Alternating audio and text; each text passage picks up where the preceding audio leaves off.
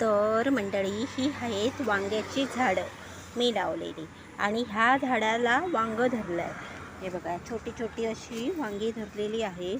तर हे वांगं मी त्या भाजीमध्ये घालणार आहे. हे बघा हे असं वांगं धरलेलं आहे. अशी छोटी छोटी ही वांगी आहे, त्याला ही फुलं पण येत आहेत. तर हे वांगं मी काढून घेते. हे बघा अशी अजून 4-5 वांगी आहेत. तर मी ती काढून घेते आणि नमस्कार मंडळी. तर आज मी ड्राय बोंबीलची रस्सा भाजी करणार आहे. हे बघा हे आहे ड्राय बोंबील, म्हणजे सुके बोंबील आहेत ते. तर मी ते व्यवस्थित साफ करून घेतलेले आहेत. आपल्याला ओले बोंबील तर सगळ्यांनाच माहिती आहे, जे आपण फ्राय करतो, त्याची भजी करतो, त्याच्या कटलेट्स वगैरे बनवतो, वेगवेगळे प्रकार करतो. तर हे आहे सुके बोंबील. म्हणजे सध्या कसं आहे, सध्या माशांचं प्रमाण कमी असल्यामुळे हे म्हणजे मिळतच नाही, थोडेफार कमी मिळतात. तर त्यामुळे मी हे सुके बोंबील जे आहेत तर त्यांचं मी रस्सा पातळ भाजी करते आहे. तर हे ड्राय बोंबील घेतले आहेत. तर मी काय करते, ह्याला एक अर्धा तास म्हणजे व्यवस्थित साफ करून घेतलेत. अर्धा तास मी काय करते, पाण्यात भिजत घालून घेते.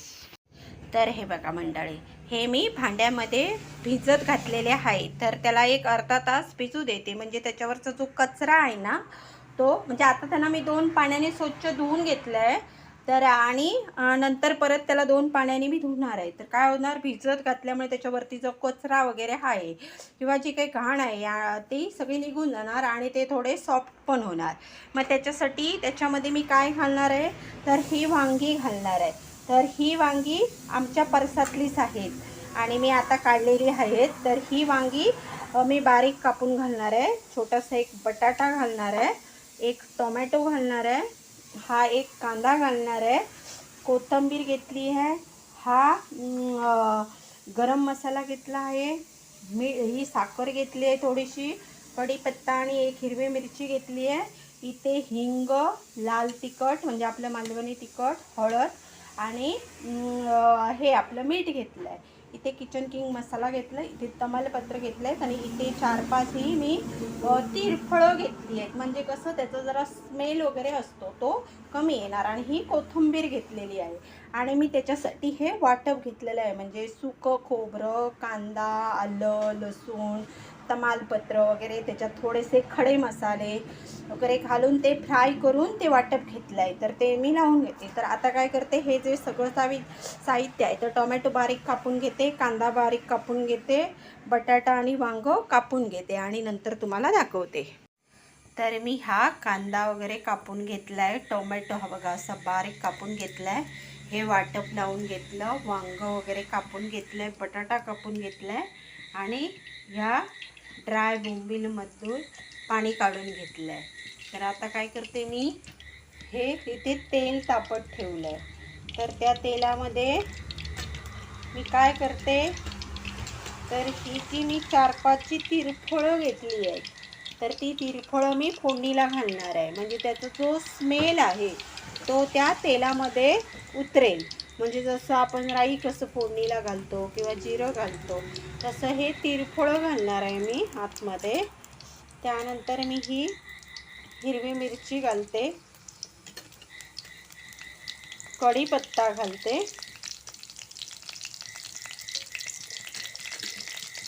आणि हा आता कांदा घालते, तसेच हा टोमॅटो घालते.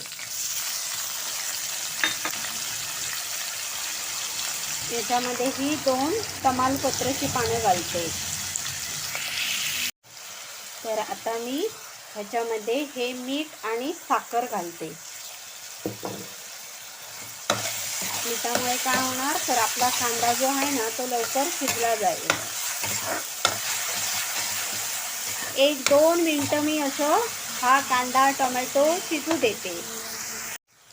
तर आता आपली ही कांदा टोमॅटो वगैरे घालून ना 2 मिनटं झालेली आहेत. म्हणजे हे काय एकदम शिजायला द्यायची काही गरज नाही आहे. तर हे वांगं मी पाण्यात घालून ठेवलेलं ते बाहेर काढलं. वांगं नेहमी पाण्यामध्ये कापायचं, नाही तर ते काळं पडतं. तर हा वांगा बटाटा मी घालून घेते. तर हे वांगा बटाटा एक 5 मिनटं मी ना असंच ह्या कांदा टोमॅटोमध्ये शिजू देते. ह्याचं काय करते मी, वरती कढईवरती हे पाणी ठेवते आणि एक 5 मिनटं शिजून घेते, म्हणजे ते थोडंसं नरम होईल. तर आता आपली 5 मिनटं झालेली आहेत. तर मी काय करते, हे झाकण काढून घेतलं आहे. तर व्यवस्थित परतून घेते.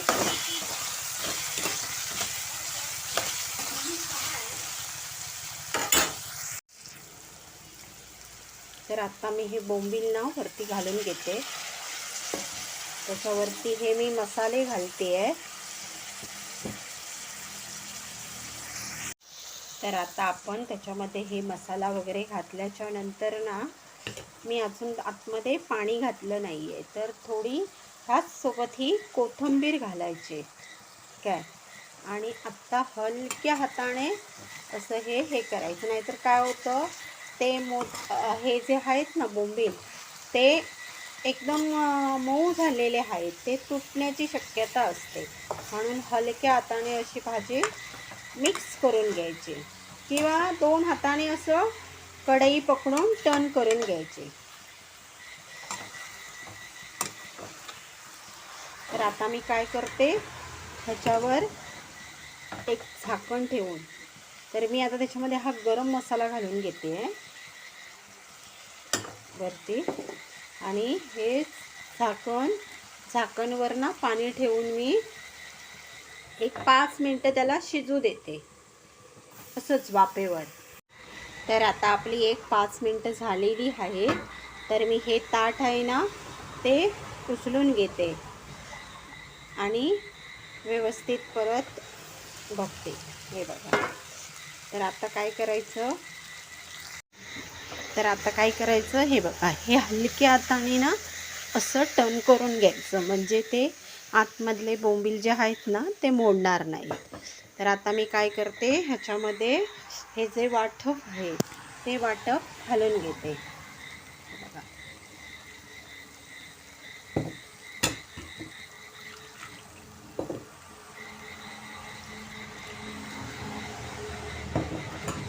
आणि परत एकदा टर्न करून घेते.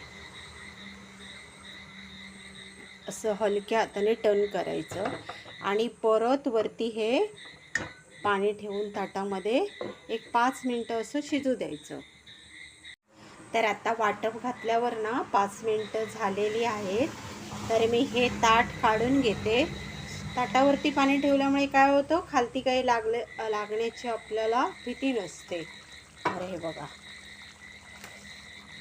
तर हलक्या हाताने म्हणजे हलक्या चमच्याने आपण हे ढवळून घ्यायचं.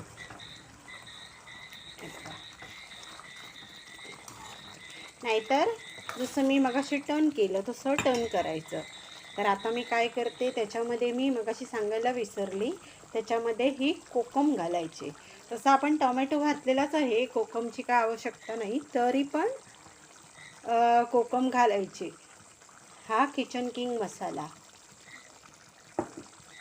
आणि ही थोडीशी कोथिंबीर, आणि हे जे मी ताटामध्ये जे पाणी ठेवलेलं ना ते थोडंसं पाणी घालते, आणि मी आता 2 हातांनी ते व्यवस्थित टर्न करून घेते.